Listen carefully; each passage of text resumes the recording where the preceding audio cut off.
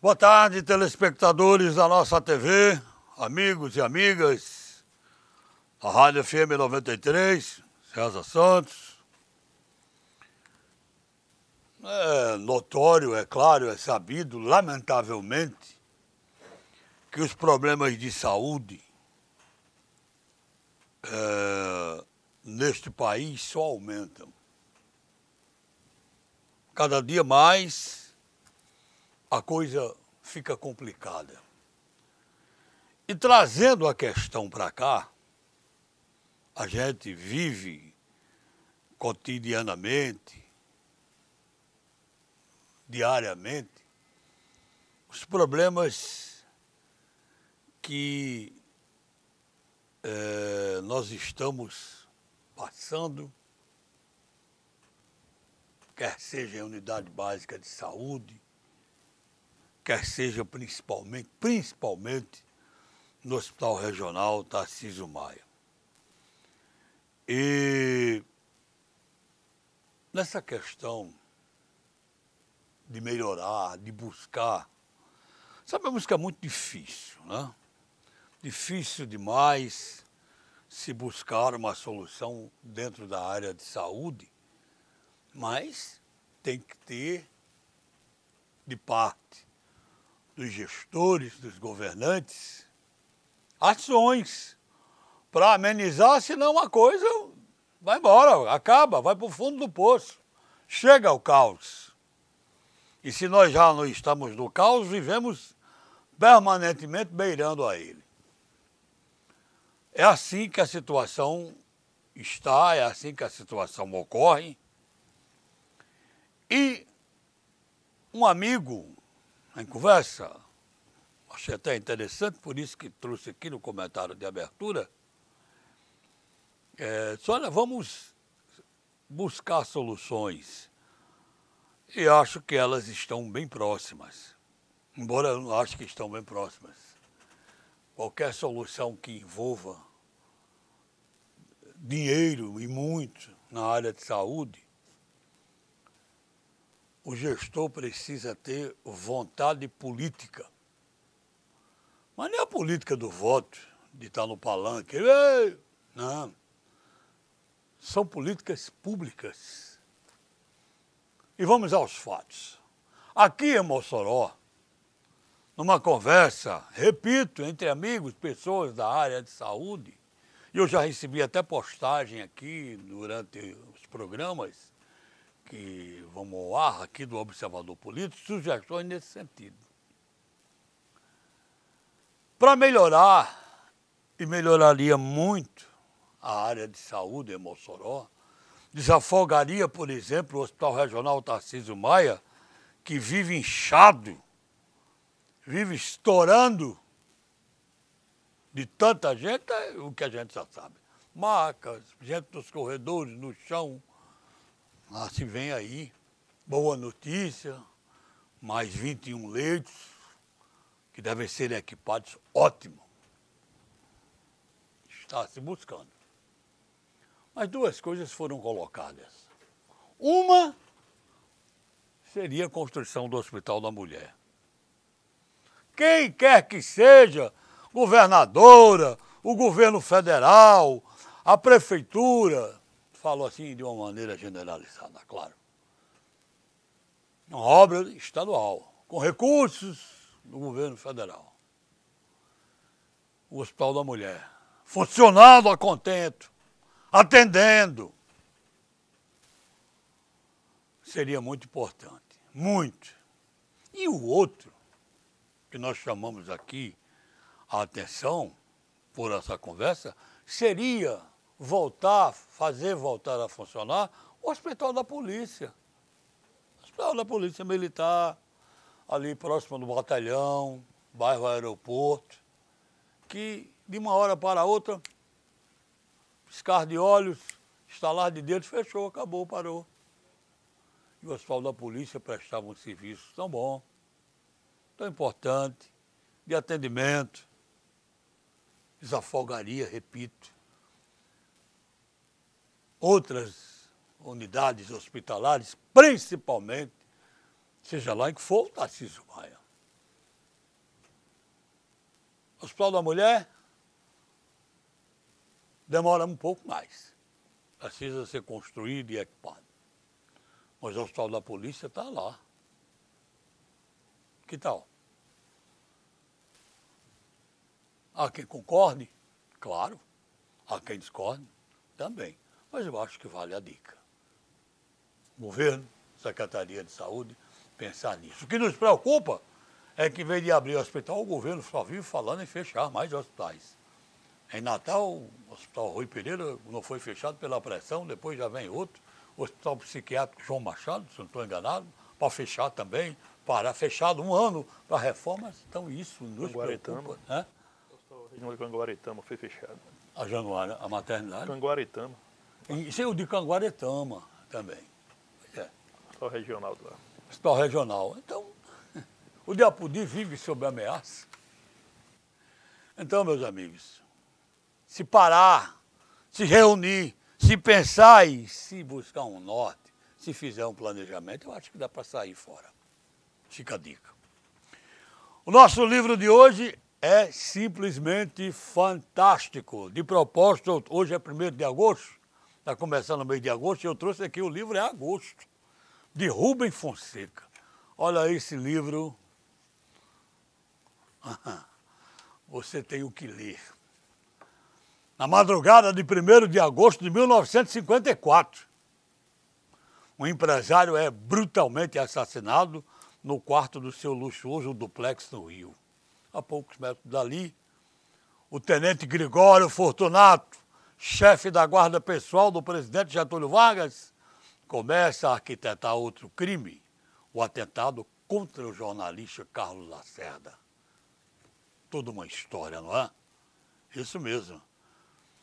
Que terminaria, esse atentado, 20 dias depois, na maior tragédia política do Brasil. Baita livro, hein, César? Agosto, Rubem Fonseca. Pode participar pelo nosso WhatsApp a partir de agora. Mandar sua inscrição 988-68-6150. César, boa tarde. Boa tarde, Edmundo. Boa tarde, amigos do Observador Político. Na abertura, eu mando um abraço aqui para o nosso ouvinte, telespectador, e ele gosta de assim ser chamado, Bastião, que nos acompanha diariamente no nosso programa, no Observador Político. Olha, o Instituto, um abraço a Bastião e a todos os nossos ouvintes e telespectadores. O Instituto Fiscal Independente do Senado Federal da República publicou um estudo especial apontando que em 10 anos o déficit previdenciário do Rio Grande do Norte poderá ser reduzido em até 45%, caso os estados sejam inseridos na reforma da Previdência. Pelo texto aprovado na Câmara dos Deputados, aprovado em primeiro turno, e muito provavelmente será também aprovado em segundo turno, previsto para o dia 6 agora, na próxima terça-feira, os deputados alteraram o texto original da proposta da reforma da Previdência e retiraram estados e municípios. No caso específico dos estados, o estudo feito pelo IFI destaca que as receitas necessárias para a redução do déficit variam especialmente do aumento da alíquota de contribuição previdenciária dos servidores públicos para 40%. Essa é uma proposta que o ex-governador Robson Faria chegou a encaminhar à Assembleia Legislativa, mas a Assembleia como era ano eleitoral, os deputados pensando no voto, pensando mais no voto e menos no Estado, devolveram a mensagem ao governador, ao então governador, e aí essa proposta sequer foi levada a plenário para votação. Hoje esse percentual no Rio Grande do Norte está em 11%. 11% é recolhido do servidor público e 22% são recolhidos do próprio Estado, é a contribuição do Estado. O levantamento do Senado Federal aponta ainda que há possibilidade de uma cobrança extraordinária nas unidades da federação, em situação mais grave, como é o caso do Rio Grande do Norte. Veja como é interessante isso. Esse estudo aponta esses caminhos, né? E evidentemente que são caminhos que até aqui a governadora do Rio Grande do Norte se nega a trilhar. Perdão. Muito pelo contrário, ela sempre se posiciona contra quando o assunto é a reforma da Previdência. Muito mais por uma questão partidária, ou muito mais não, exclusivamente por uma questão partidária, do que propriamente por responsabilidade com esse Estado. Então, se os estados não forem reincluídos à reforma da Previdência, e muito dificilmente será, pelo menos esse é o sentimento na Câmara dos Deputados. E vale aqui ressaltar que no último final de semana, o ex-deputado Henrique Alves, que foi presidente da Câmara e que conhece muito bem o funcionamento daquela casa, e tem informações precisas dos bastidores da política de Brasília, e tem, muito embora ele esteja afastado de Brasília, né? Ele postou uma mensagem dizendo o seguinte, indicando que os municípios poderão voltar à reforma da Previdência, mas os estados ficaram de fora. Por que isso? E aí nós temos comentado isso aqui na bancada. Por que isso? Porque os 9 governadores do Nordeste, que entenderam dividir o Nordeste do resto do país, criando uma pátria nordestina, por um projeto político futuro, eles firmaram o palanque contra a reforma da Previdência. Muito embora, nos bastidores são a favor. Ou seja, no palanque eles são contra e eles apostam que o Congresso vai ceder aos apelos dos governadores das demais regiões. E aí, na hora que o Congresso ceder os apelos dos governadores das demais regiões e inserir os estados na reforma da Previdência, o Nordeste, por gravidade, é beneficiado. Vai junto. Os 9 estados nordestinos irão junto para a reforma. E aí, eles não precisarão se desgastar perante a população, continuarão com o discurso, olha, a reforma da Previdência foi aprovada por eles lá, nós somos contra. E aí se tem um discurso para a campanha eleitoral do próximo ano. Ou seja, os nossos governadores estão pensando em partido, em eleição, e estão deixando de lado estados, né? Porque todos sabem, e nós vamos repetir mais uma vez, a reforma da Previdência ela é antipática, ela é antipopular, ela é amarga, mas ela é necessária e urgente. O Brasil não terá qualquer saída para a crise se a nova Previdência não for aprovada. É fato, e isso aí nem se discute mais. Pois bem, na hora que a reforma deixar os estados de fora, como querem os deputados federais, e uma parcela considerável de senadores da República, significa dizer que os estados terão que fazer sua própria reforma. Terão que mandar para as Assembleias Legislativas as reformas da Previdência Estadual. E aí, os governadores terão que prestar conta ou se explicar perante a população do seu estado.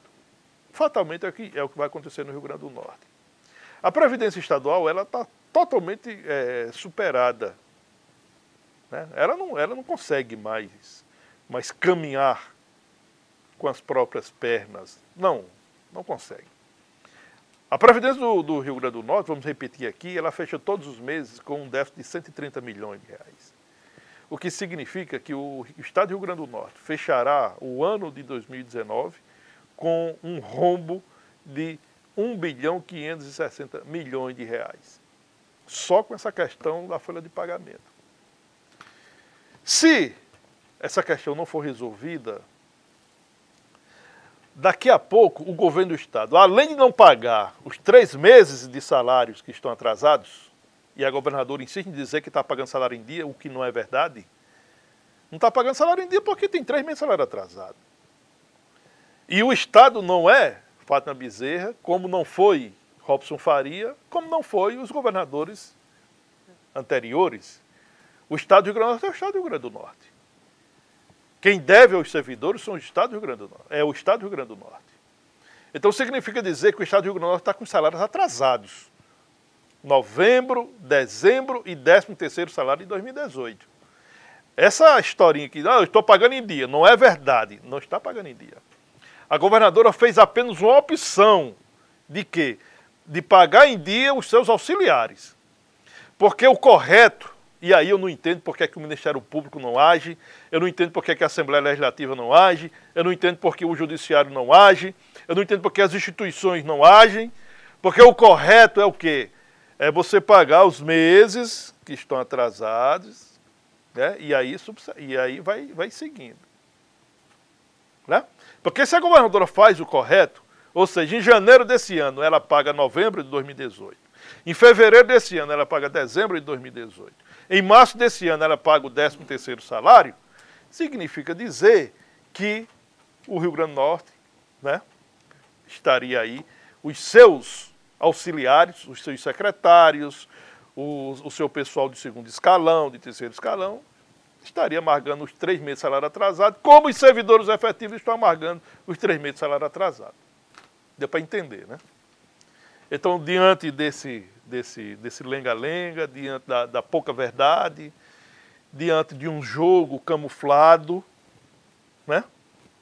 O tempo vai passando e o Estado não vai adotando as medidas que são necessárias e urgentes. Portanto, se os governadores do Nordeste não tivessem em cima de um palanque, querendo prejudicar o atual governo federal por uma questão meramente política partidária, os estados estavam inseridos na reforma da Previdência. E aí, eu vou repetir aqui, o Instituto Fiscal Independente do Senado da República, num levantamento, um estudo especial feito nas contas públicas do Brasil, mostra que em 10 anos o rombo ou o déficit da Previdência Estadual do Rio Grande do Norte, ele estaria reduzido em 45,9%. Esse é uma situação que a governadora Fátima Bezerra vai ter que prestar conta com o cidadão potiguar. Bom, vamos interagir aqui com os nossos amigos e amigas. Sou fã do programa, desejo concorrer ao livro. Não mandou o nome. Manda o nome, por favor. Meu amigo ou minha amiga, né? Manda aí o nome. Outra pessoa, mais uma vez, a gente está pedindo, ó, nós não temos como atender ligações aqui no ar. A gente só recebe mensagem pelo WhatsApp e mensagens digitadas, né? Nem áudio a gente tem como ouvir aqui, na verdade. Fosse na rádio, o programa fosse só na 93, a gente não tinha problema. Mas aqui na televisão é diferente. Tem um amigo aqui, o amigo que mandou, fã do programa, concorreu ao livro, manda o nome, por favor. Dar um abraço aqui também ao Carlos Roberto de Lima, também está se inscrevendo. A governadora vai deixar passar o tempo para o governo federal fazer a reforma e tirar a paternidade, dizendo que não foi ela aqui no Rio Grande do Norte. Você acha que vai ser assim, César? Esse é o pensamento da governadora. Esse é o pensamento dela. Esse é o pensamento dela. Valeu, amigo, aí a participação. Para no próximo ano, que é ano eleitoral, né, essa turma vai estar no palanque, se isso ocorrer, aí essa turma vai estar no palanque, né, acusando os adversários. Acusando os adversários. Veja só o que está acontecendo em Mossoró. Né? Aqui na Leste-Oeste tem um outdoor que pago por algum sindicato, ou seja, com dinheiro público, né, que é o sindicato de servidor, acusando o deputado federal Beto Rosado de prejudicar os aposentados, porque o Beto Rosado votou a favor da reforma da Previdência. Agora, é interessante o seguinte, como eu já citei aqui, se Beto Rosado fosse pensar nele, só nele, ele teria votado contra a reforma da Previdência. Por quê? Porque a reforma da Previdência, uma das coisas que ela muda é a aposentadoria do parlamentar. Ela sai de um teto de R$ 33.800 e baixa para R$ 5.800. Então, se ele estivesse pensando nele, ele diz assim, eu vou votar contra, porque na hora que eu me aposentar, eu vou me aposentar com R$ 33.800. A reforma muda isso. A reforma pega os parlamentares, pega a classe política, porque baixa o teto de 33.800 para 3.000, para R$ 5.800. Agora eu digo o seguinte, quem votou contra a reforma da Previdência? A deputada Natália Bonavides, o deputado Rafael Mota, certamente eles estão pensando nele. Certamente disseram o seguinte, olha, a minha aposentadoria eu quero de 33.800, eu não quero uma aposentadoria de 5.800, não, então eu vou votar contra. Está pensando no país? Não. De jeito nenhum, não está pensando no país. Está pensando em si. Isso é um pensamento individual. Olha, político de discurso fácil, discurso de ocasião, né? O cidadão tem que ficar de olho. O político tem que ter responsabilidade. O parlamentar tem que ter responsabilidade. Eu repito aqui, a reforma da Previdência é antipática, a reforma da Previdência é amarga, a reforma da Previdência atinge a todos os brasileiros, mas ela é necessária e urgente. E político de responsabilidade tem que entender isso. Se for pensar só em palanque, se for pensar só em coisinha boa, então você não está representando absolutamente nada. Você está apenas pensando no seu projeto político futuro. Olha, continuando interagindo aqui, boa tarde do Observador para o Charles Adriano Monte Olimpo, desejando boa tarde para nós todos. Aqui tem mais um amigo, tem notícias do restante da prefeitura, porque até agora só saiu o salário básico e nós estamos usando o limite da Caixa e estamos pagando juros muito altos. Rapaz, esse problema aqui tem que... Olha, nós passamos essa informação ontem aqui. Hã? Nós passamos essa informação ontem aqui. Sim. César, repita, por favor. A prefeitura, isso foi uma nota da prefeitura de Mossoró. A prefeitura de Mossoró mantém o pagamento como tem sido nos últimos meses. Paga o salário até o último dia útil de cada mês e nos dias seguintes paga as gratificações que os servidores têm direito. Né? É isso que vai acontecer também agora, que está acontecendo também agora. Os salários de julho foram pagos, foram depositados no dia 31, no caso ontem, quarta-feira, e nos próximos dias a prefeitura vai pagar as gratificações e outros direitos que os servidores públicos municipais têm. Pronto, está aí, portanto, a informação que o amigo estava pedindo e está mandando aqui. Boa tarde, amigo. Gostaria de participar do sorteio. Alô, Elisângela Feitosa Almeida, já colocando seu nome aqui, pode ter certeza. Boa tarde, Edmundo e César. Sou ouvinte, telespectador diário do Observador Político. Só não sei quem é porque você não mandou o nome. Eu só esqueço um abraço aí, né? Um abraço aí, né? A reforma da Previdência é necessária, não no jeito que ela está posta. Você não acha? Tem alguma que vamos ter modificações? Vamos, César. Esse não é o texto final, não. Mas o básico é isso aí, eu penso que esse é o texto final. Esse é o texto final já? Porque esse não é o texto original. Ele não pode sofrer modificações? Isso aí? Não pode, mas eu acho improvável que o Senado o faça. Por quê? Porque se o fizer, a reforma perde sentido. E daqui a pouco, daqui a 5, 6, 7 anos, vai ter que fazer outra reforma. Olha que a proposta que o governo mandou para o Congresso Nacional, ela previa uma economia de 1 trilhão e 50 bilhões de reais. Com as mudanças feitas, e foram mudanças necessárias, Foram mudanças que realmente o Congresso tem que fazer. Essa economia, ela baixa para pouco mais de 900 bilhões de reais. Então, mudanças foram feitas. O texto original ele foi aprimorado primeiro pela Câmara, aliás, pela Comissão Especial da Câmara. Depois, o plenário também aprimorou, inserindo algumas coisas através de destaques apresentados pelos deputados, ou por bancadas de partidos, e foi aprovado no plenário.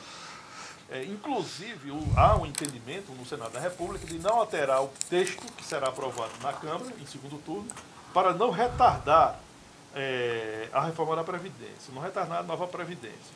É possível que, se o Senado da República entender de reinserir estados e municípios na reforma da Previdência, é possível que o faça através de uma PEC paralela para ser aprovada no Senado e depois ser apreciada na Câmara dos Deputados. Então, penso que esse é o texto final da nova Previdência, que certamente vai ser aprovada no Congresso Nacional. Vamos continuar aqui. Um abraço, José Antônio de França, Nova Betânia. Um grande abraço para você. Também, aqui já falei, José Antônio de França, boa tarde, um grande abraço, Maria Cleide Paiva, também está no sorteio com a gente. Alô, amigo Edmundo, quero participar do sorteio, aqui é um show de rádio o programa, é um verdadeiro show de rádio. Meu nome é Ivanaldo, todos os dias escuto. Alô, Ivanaldo, aquele abraço também para você. Também o amigo que não tinha manda o nome, Carlos Augusto Dantas de Miranda. Valeu, Carlos Augusto, obrigado, um grande abraço a você pela participação. E Delbrando Rodrigues também está participando do nosso sorteio. E, para variar, tem um monte de perguntas. Um monte de perguntas aqui sobre o FGTS da Prefeitura. Olha, eu vou repetir, eu acho que eu falei umas 3 vezes ontem no programa, mas nós estamos aqui para atender, né? Com relação ao pagamento do FGTS. Eu falei com o Julierme Torres, gerente da Caixa Econômica, gerente geral, hoje já de manhã. E eu vou repetir a notícia que nós dissemos ontem. Dia 17, é possível, mas não é certo que se faça o pagamento. Porque para abrir, dia 17 de agosto, é um sábado, e para abrir a Caixa Econômica no sábado envolve Polícia Federal, Polícia Civil, tudo. E tem que ter um esquema de segurança muito grande e a autorização tem que vir em Brasília e essa autorização não veio. Será nessa primeira etapa, em dia marcado, dia 17 está falado, mas não está confirmado. Será paga a primeira parcela de servidores, a outra numa outra etapa. Então, qualquer outra informação que sair, em contrário, acredito eu que não seja verdadeira, porque o que eu estou dizendo é o que me disse Julierme Torres, gerente da Caixa. Eu, inclusive, o convidei para vir aqui ao programa já amanhã, mas ele não pode vir em função de compromisso. Tem uma audiência dia 6, terça-feira que vem com o Ministério Público, e depois dessa audiência ele virá aqui, porque aí deverá anunciar, muito provavelmente, uma data em definitivo. A informação é de simples entendimento. A Caixa Econômica Federal e a Prefeitura de Mossoró anunciaram que o pagamento começa na segunda quinzena de agosto. Ponto. O pagamento do FGTS, que compreende a primeira etapa, né? Começa na segunda quinzena de agosto. Qual dia? O dia não está definido. Pronto. Isso é o que tem de notícia. É possível que nessa audiência no Ministério do Trabalho, o gerente da Caixa Econômica Federal, Julierme Torres, apresenta o calendário de pagamento com datas assim e etc. Qualquer uma outra coisa fora disso é especulação. É o que tem. E essa questão do dia 17 é o seguinte: a prefeita Rosalba Ciarline pediu ao gerente da Caixa para ver a possibilidade de a Caixa funcionar no dia 17 de agosto, que é um sábado, para atender. Penso eu que com esse pedido, para funcionar no dia 17, e como está definido que começa o pagamento na segunda quinzena, de repente o pagamento pode começar no dia 16, que é uma sexta-feira. Eu não estou dizendo que vai começar, Mas esse pedido da prefeita sugere exatamente isso. Pois bem, eu entendo o seguinte, vamos aguardar a Caixa definir o calendário para que a gente possa passar essa informação de forma precisa e definitiva. Qualquer informação fora do que a gente está dizendo aqui deverá ou poderá ser mera especulação, porque nós estamos falando baseado em contatos, tanto eu como o César, como o gerente da Caixa, gerente geral da Caixa, Julierme Torres, aqui em Mossoró. César, me pediram aqui, eu procurei, que o livro está bombando aqui de inscrição. Essa notícia relacionada, até o Luciano me passou também, com relação ao aeroporto, que vai abrir à noite para voo. Você tem, eu estou procurando a notícia aqui, Luciano. Acho que está no grupo da gente, né? Para trazer mais informações, é porque eu não estou conseguindo parar o celular aqui por conta de tantas inscrições para o livro, né? Sobre o FGTS, Carlos Augusto Dantas Marinho diz o seguinte: o dinheiro será acreditado na conta salário do servidor ativo. Quem tem conta pode sim disponibilizar a conta e será acreditado na conta. Quem não tem pode receber lá. Juliano explicou isso aqui, né, na última entrevista, né? Do Caixa, a gente já explicou isso aqui que o Juliano falou. Cabo Leandro, Nova Betânia, um abraço, boa tarde. Sua inscrição já está sendo feita aqui no Observador Político. Daqui a pouco vamos entrevistar o professor Arimateia, diretor da UFESA, reitor da UFESA, que nós vamos falar, inclusive, assuntos importantes e inerentes, porque chegaram a dizer que a UFESA poderia fechar suas portas no final do ano. Né? Não, quando saíram aquelas medidas sobre a educação, não vai existir, não. Dificuldade existe, claro. Pela primeira vez em 1 ano e 4 meses, o Banco Central diminuiu os juros básicos da economia. Por unanimidade, o Comitê de Política Monetária, o Copom, reduziu a taxa Selic para 6% ao ano, com um corte de 0,5 ponto percentual. A decisão, inclusive, surpreendeu analistas financeiros, que esperavam um corte de 0,25 pontos, ou seja, esperavam um corte menor. Com a decisão, a Selic está no menor nível desde o início da série histórica do Banco Central, que foi de 1986. O interessante é que hoje as centrais sindicais, que são controladas pelo PT, emitiu uma nota sobre a decisão do Copom dizendo que foi uma redução tímida. Nós temos a menor taxa de juros desde a série histórica do Banco Central, que é de 1986. E aí, a central está dizendo que foi tímida esse corte, né? Pois bem, de outubro de 2012 a abril de 2013, para se ter ideia, a taxa foi mantida em 7,25% ao ano e passou a ser reajustada gradualmente até alcançar 14,25% ao ano em julho de 2015. Quem presidiu o país em julho de 2015? Dilma, né? Dilma Rousseff. A taxa de juros era 14,25%. Em outubro de 2016, o Copom voltou a reduzir os juros básicos da economia até que a taxa chegasse a 6,5% ao ano em março de 2018. Quem era o governo em março de 2018? Michel Temer. Michel Temer, né? Desde então, a taxa não tinha sido alterada. O Copom reconhece que o processo de reformas e ajustes necessários na economia brasileira tem avançado, mas enfatiza que a continuidade desse processo é essencial para a queda de taxa de juros estrutural e para a recuperação sustentável da economia. O que é isso? É o que nós temos defendido aqui na bancada. É a aprovação das reformas. A reforma da Previdência está caminhando para ser aprovada. Daqui a pouco o Brasil vai ter a sua nova Previdência. E aí ela vai resolver tudo? Vai não. Vai não. Ela apenas representa um salto largo para no caminho em busca, né, da recuperação econômica do país. Em seguida, o Brasil vai ter que fazer a reforma tributária. A reforma tributária é tão urgente e necessária quanto a reforma da Previdência.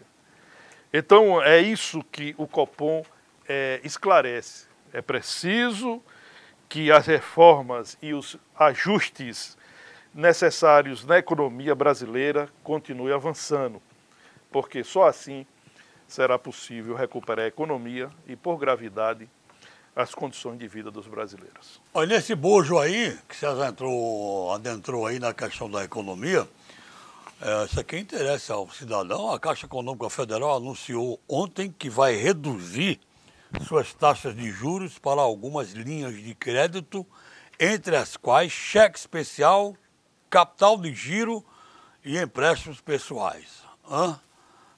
Para o cheque especial, o banco afirma que haverá um corte de até 40% nos juros, válidos para clientes que contratarem um pacote de serviços. E a Caixa informou também que no caso de contratação individual do cheque especial, que vai ter outras vantagens, e ainda de acordo com a instituição financeira, as taxas para cheque especial vão de 13,45. Crédito pessoal e capital de giro, o banco anunciou ainda a redução, caso a Caixa, de 21%. Bom, tem mais vantagens que estão sendo anunciadas nessa área de capital de giro, de empréstimo, de cheque especial na Caixa Econômica Federal, claro, evidente, em função da redução da taxa Selic. Quem quiser seu cheque especial e seu empréstimo, que vale. Olha, Edmundo, uma coisa que a gente tem batido aqui, que é a responsabilidade das instituições com o país, e muitas vezes somos incompreendidos, né? Mas são números que eu vou agora citar para o cidadão entender porque é que a gente faz tanta defesa pela moralidade desse país. Olha, de setembro de 2016 até maio deste ano, o Supremo Tribunal Federal gastou 2.396.324 reais com passagens aéreas para seus ministros, servidores e colaboradores.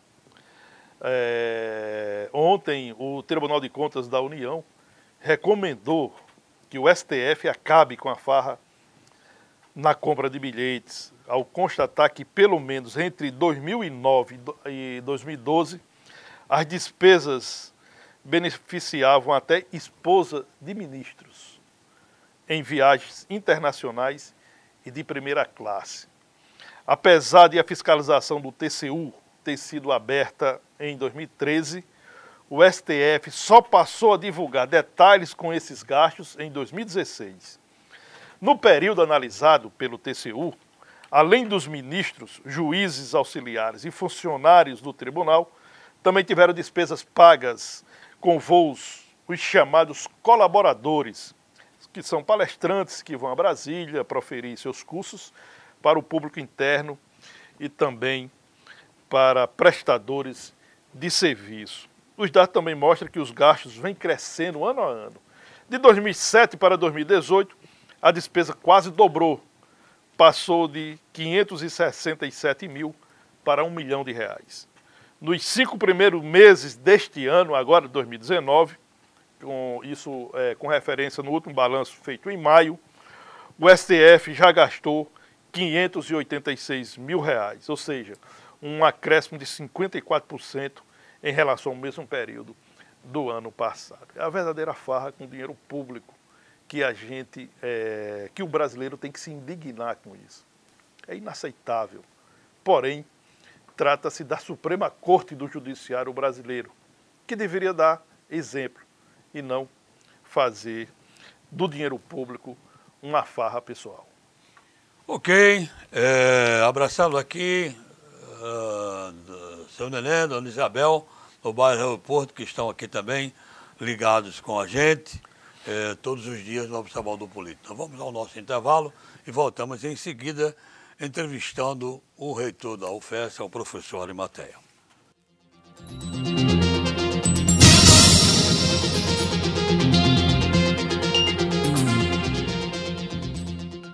Desfrute o sabor da felicidade nos momentos que pedem um gostinho doce ou para os momentos de sabor mais forte, marcante, porque até o dia mais comum se torna especial com o sabor certo. Desfrute Gelateria e Café.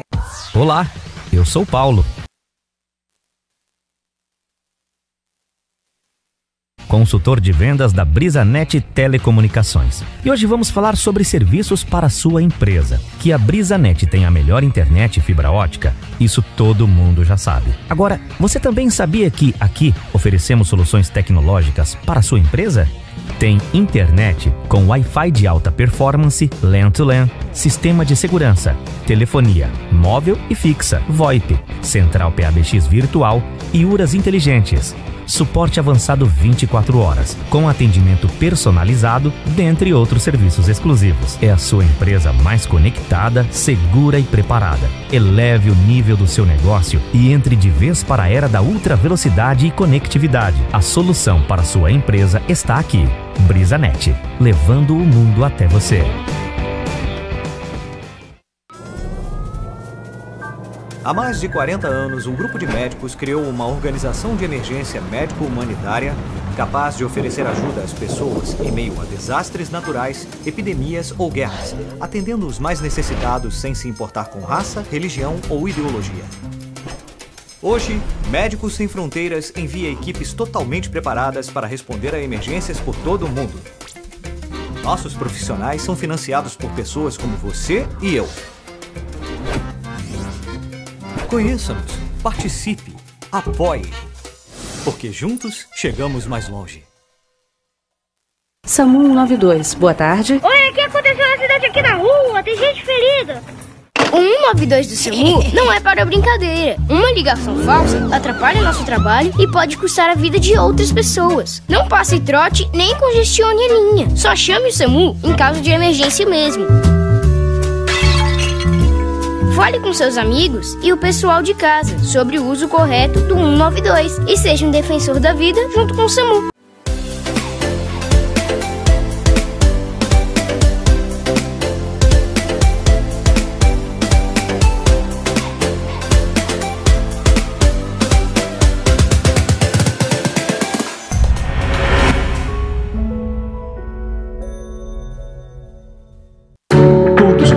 Você investe seu dinheiro no trabalho da LBV. Todos os dias, a LBV diminui o sofrimento de famílias em situação de pobreza. Hoje, você tem uma nova oportunidade de fazer o bem. Vamos juntos oferecer proteção a quem enfrenta o frio. Colabore lbv.org/diga-sim. PCM Responsabilidade Ambiental. Pratique a coleta seletiva em casa ou no trabalho. O ideal é ter cestas de lixo para cada tipo de resíduo.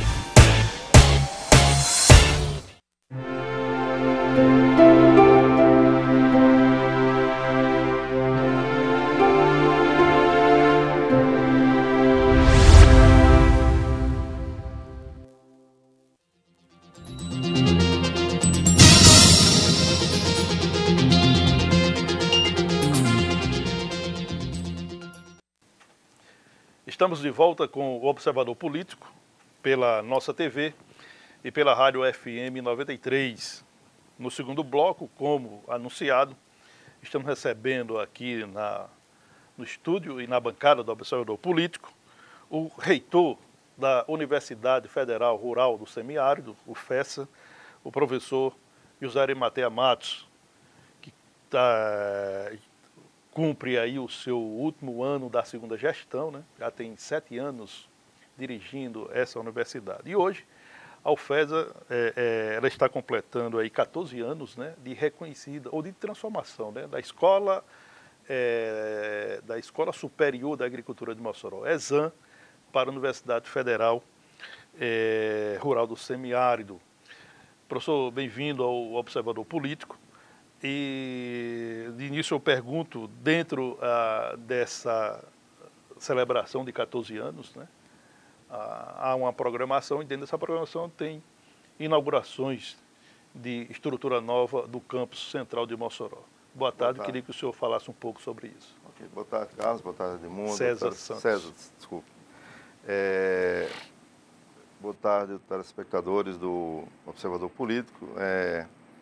Como você falou, hoje a UFESA tem 14 anos de transformação da Escola Superior de Agricultura de Mossoró. através da Lei 11.155, né, que foi assinada dia 29 de julho, mas foi publicada no dia 1º de agosto.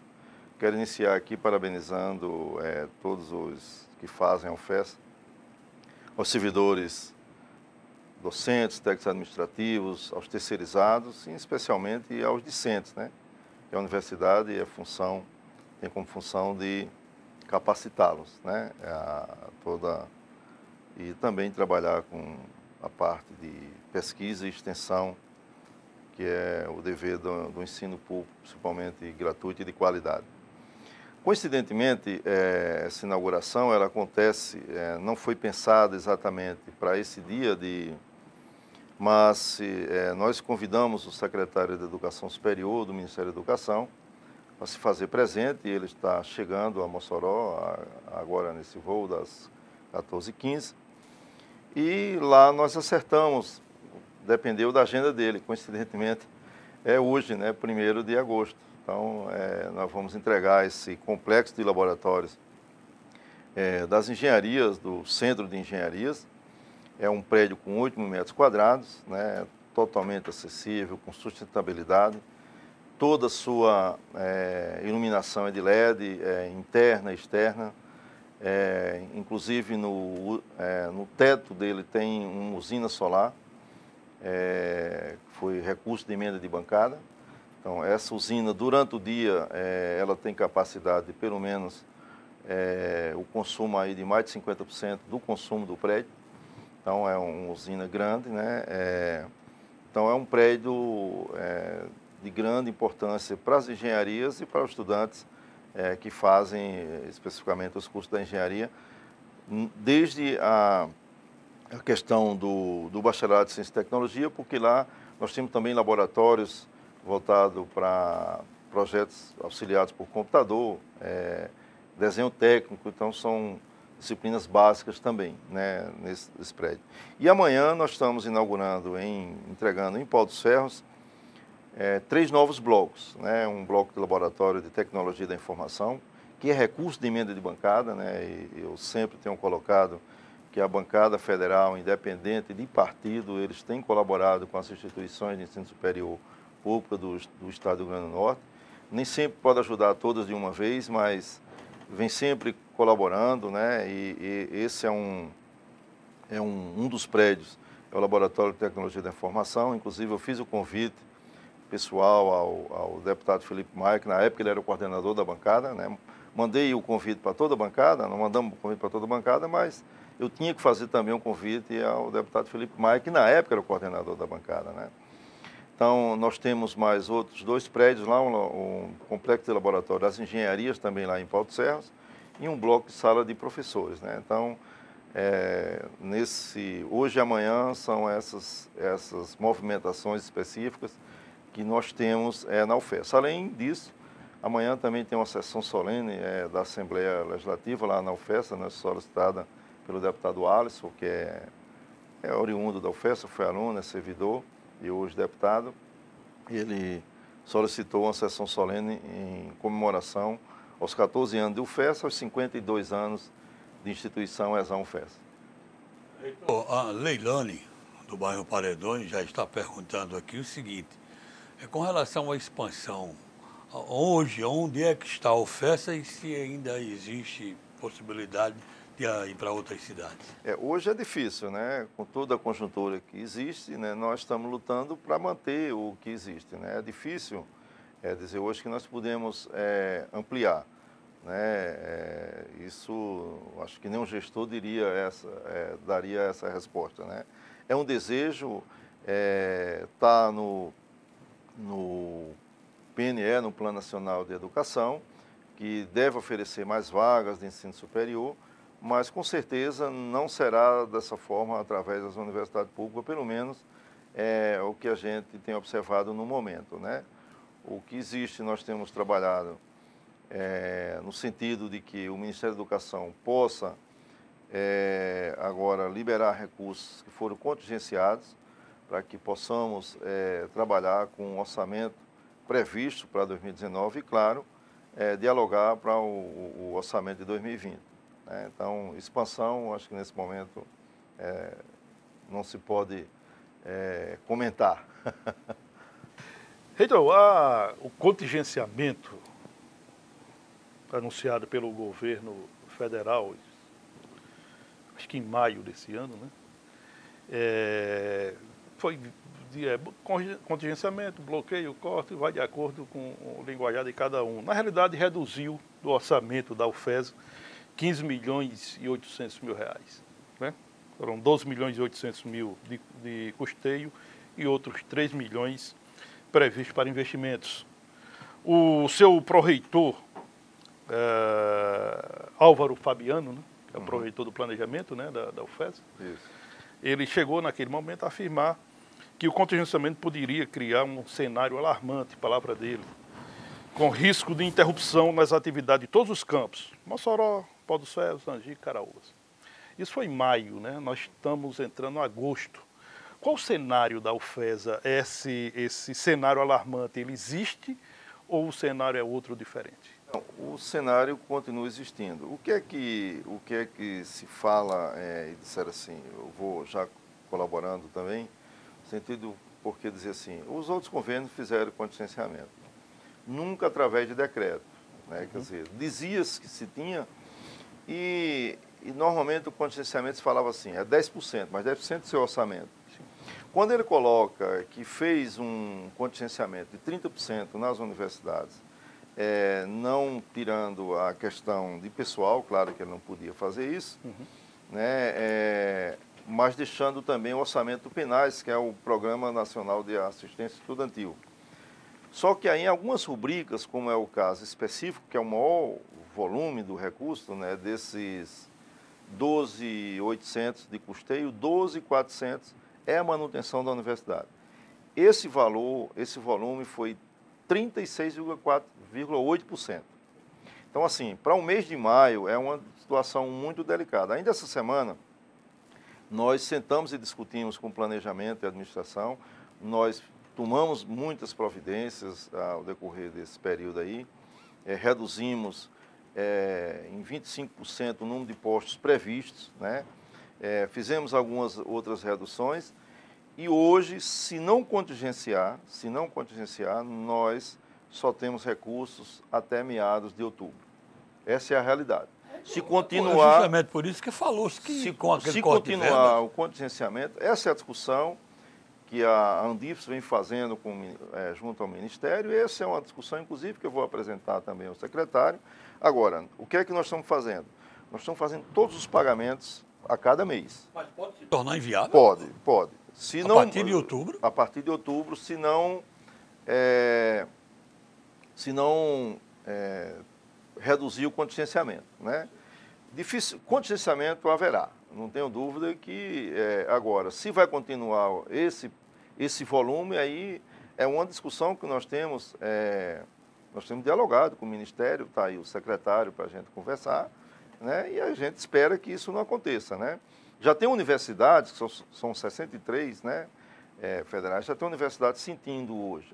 Por enquanto, a UFESA está nessa condição, né? Nós temos, eu falo pela UFESA, nós temos cumprido todos os empenhos, todos os serviços, inclusive energia, e temos hoje empenhado tudo para agosto.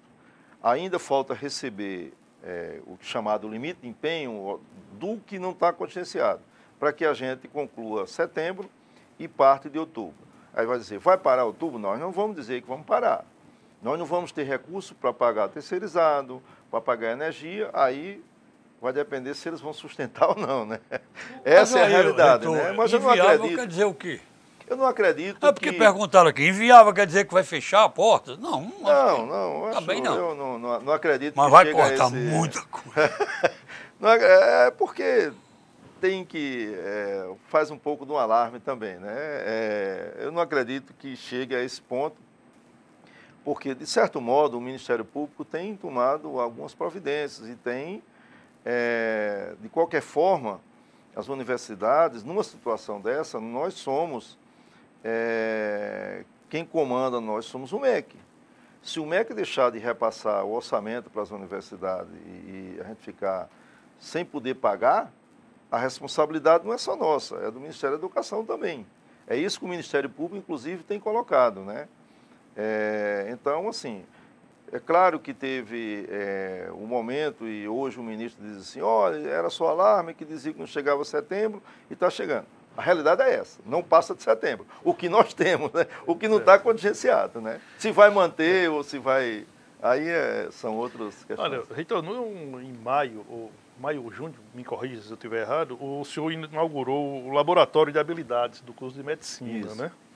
Que é o primeiro prédio voltado totalmente para as atividades de medicina. Ele está dentro do complexo médico da UFESA, né? Que esse complexo tem outros dois blocos. São 3 blocos, né? Um está inaugurado, um está em obras. Um em execução e o terceiro outro nós estamos em licitação. Isso.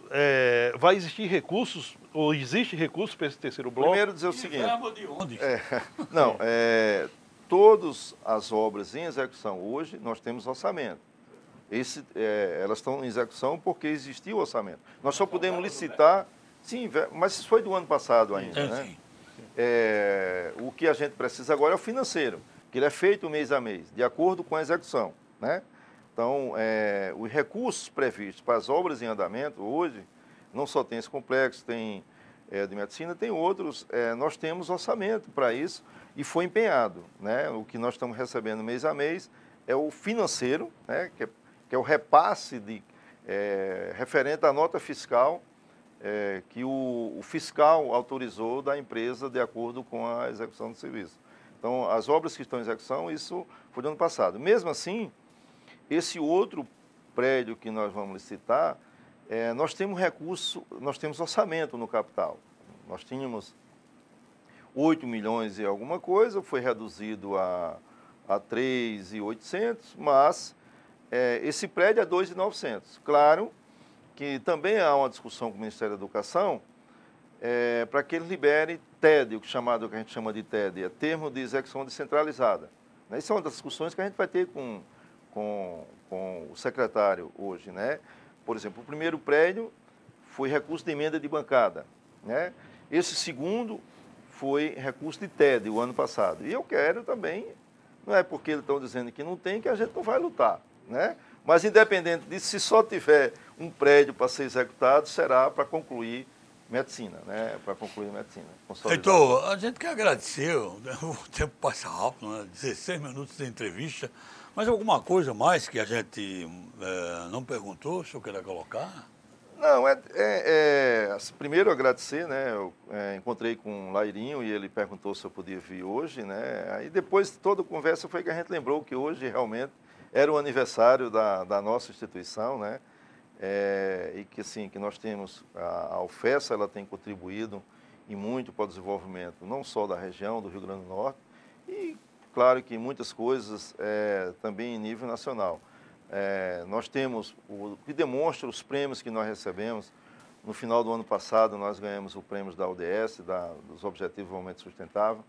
Foi um professor da UFESA que ganhou na área de ensino, pesquisa e extensão, né, dentro da área de sustentabilidade.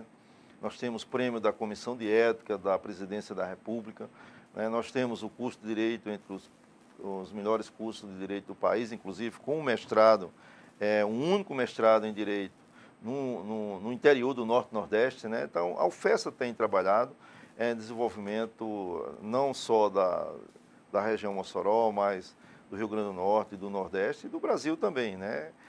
São grandes resultados que apresentamos, né? Existe muito foi colocado hoje essa questão polêmica da polarização de esquerda e de direita.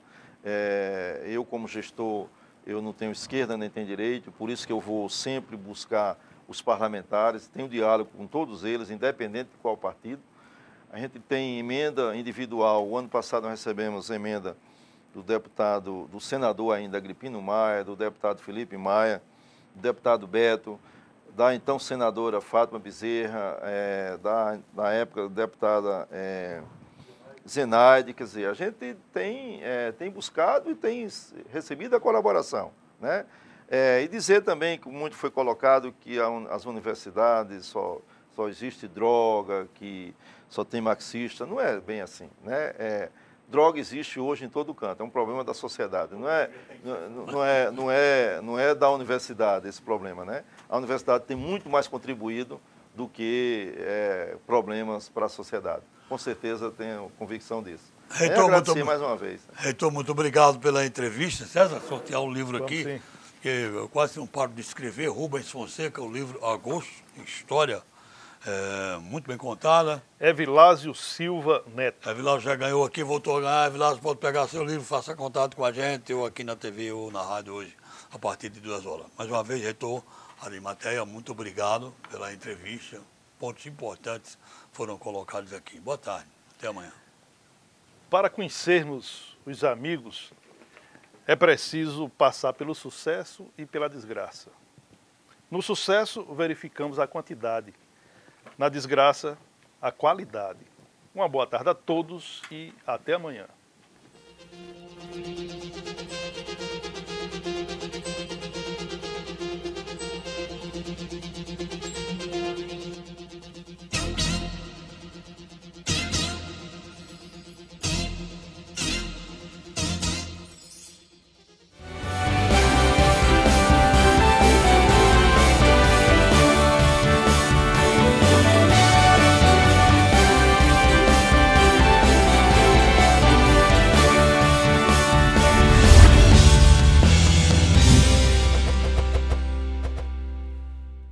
Desfrute